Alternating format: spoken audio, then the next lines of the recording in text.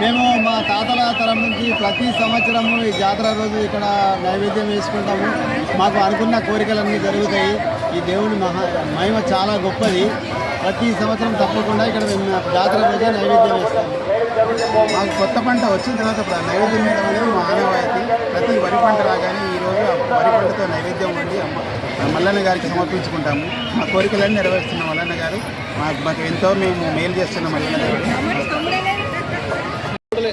ఆదిమల్లన్న స్వామి జాతరలో భాగంగా నైవేద్యం వేయడం జరుగుతుంది. భక్తులు పెద్ద సంఖ్యలో వచ్చి నైవేద్యాలు వేస్తున్నారు. వచ్చి నైవేద్యం వేయడం జరుగుతుంది.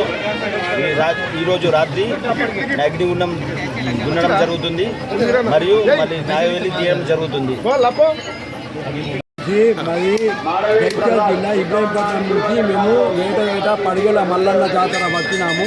3 రోజులు ఇక్కడ మేము రథముకు బోనాలకు అగ్గికుండం తిని 3 రోజులు మేము ఉండి క్షేమంగా మంచిగా ఉండి మేము వెళ్ళిపోగలుగుతాము. 3 రోజులు మేము మల్లన్న జాతర దర్శనం